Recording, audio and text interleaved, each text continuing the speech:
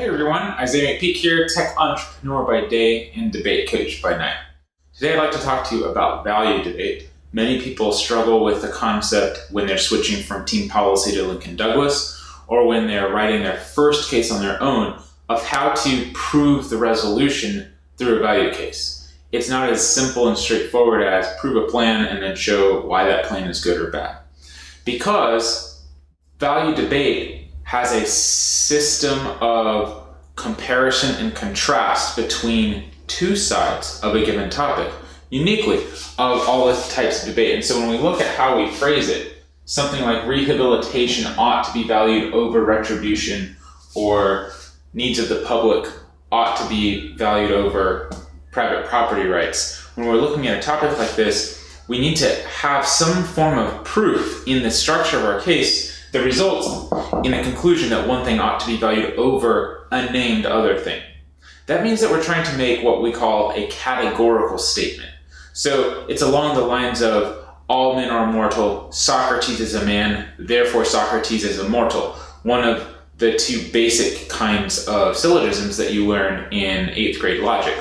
Well, we need to actually go ahead and keep going down that road and take another syllogism from 8th grade logic in order to prove this sort of statement true. So we know that the end is going to be, therefore, x term is greater than y term.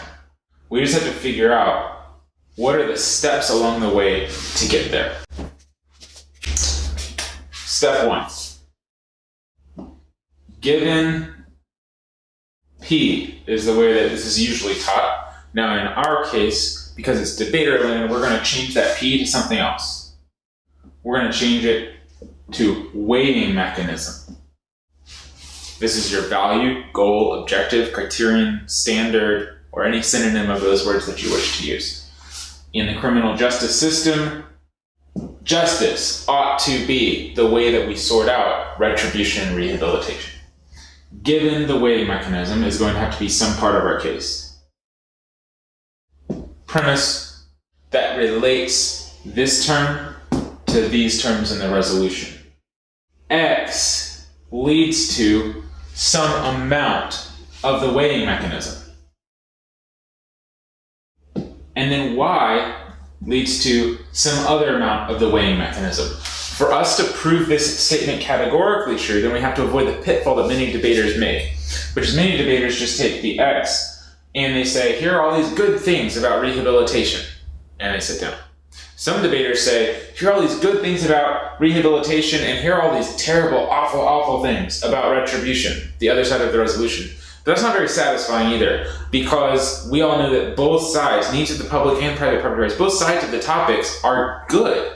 So we can't compare the best version of one to the worst version of the other and say we've made some sort of logical comparison. We should compare best to best, worst to worst, look in between. Those are the sort of more fair comparisons. So it's much more mature. It feels less aggressive, but it's much more mature to say that instead of X leads to the weighting mechanism and then maybe Y doesn't, we would say X leads to a certain amount of the weighting mechanism. I've been saying maybe +5. X gets you a lot of justice. Rehabilitation gets you a lot of justice. Whereas retribution, not as much. And so our conclusion is not that the other side of the resolution is bad. Our conclusion is that it gets you less of whatever it is the goal that we're striving to achieve than the X term does. So when we're constructing our case, how might we take this syllogism and apply it? We'll typically divide our case into two sections. One is articulation of the test. What's it a test of? Well, it's a test of the resolution. This many people just phrase as the value. So we could call point 1 of a case the value. And then the rest of the argument is a step-by-step methodical approach to showing that when you look at the facts through the test is met by side X. And so we could call this the contention. I don't really like people having multiple contentions because I don't think they understand what they're saying. Contention means I contend that. You contend that, but then people build up little tiny contentions that each one of them alone don't prove the resolution true, and they say it in weird ways. So I prefer to say things like, I contend that, or my thesis is that, when it comes to deterrence, the way to judge between rehabilitation and retribution, you should choose rehabilitation because rehabilitation does a better job of preventing future crime than retribution does. That would be our contention and thesis, and we just have one major point. Deterrence ought to be the value. Rehabilitation gets you more deterrence than retribution does. Simple case. It's direct, it's straightforward. So under that approach, we have an A subpoint, and that's going to be this one. The X leads to a certain amount of your weighing mechanism, and a B subpoint, and that's this one. That Y term leads to a certain amount of the weighing mechanism, which is lesser. And if you wanted to, you could add a C, but you've proven the C. So the conclusion that therefore X is greater than Y naturally follows. So I would tend to think of this as my conclusion.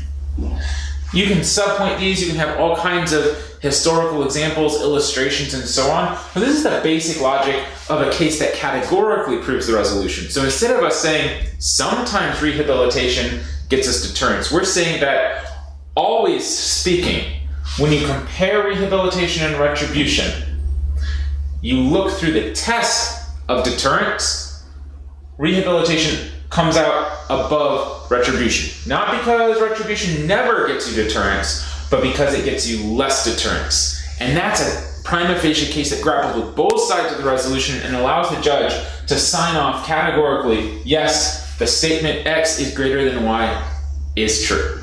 What can you do to practice? Well, you can practice taking any two terms and comparing and contrasting them. Let's do that real quick. Okay, let's use an example and try to see if we can apply this. Let's assume it's a parley debate tournament and we need to come up with a case really fast as soon as we hear the resolution that a jury trial is more important than the right to a speedy trial. We could say, well, what test ought we to use? First, the test that we're going to propose is the test of, let's call it fair outcomes. A justice system ought to produce fair outcomes. Now, two, we have our case. We already know our thesis, which is that a jury trial produces more fair outcomes than a speedy trial. So we could say a jury trial is more fair. That's our case thesis. And then to prove it, we're going to go with point A. Jury trial relates how it creates or produces a certain amount of fairness. And we'll pull some examples. And then B, we're going to say that a speedy trial, while cheaper and perhaps even more favorable for some people, a speedy trial has less fairness in outcome. And here we're going to look at data and examples and so on. And that's our case. And so if we were in parley, we would say, all right, affirmative speaker one, Prime Minister, you take the value in point A. Member, you take point B and definitions. Let's sync up in a few minutes. But this is a very standard outline you can use over and over and over again to prove value resolutions categorically. And then when you have an eye for this, having tried it a couple times, you'll be able to spot when people don't prove the resolution categorically. When their case is something more like contention one, jury trials are really, really good. Also, contention two, here was one bad speedy trial that ever happened. That doesn't prove for us that jury trials as a right are more important than speedy trials as a right. It doesn't actually relate the two on the same plane. And that's what a value does. It's a common denominator. It is a weighing mechanism so that we can weigh between these. And that is how we resolve what's so confusing, at least I think in many people's minds, about value debate.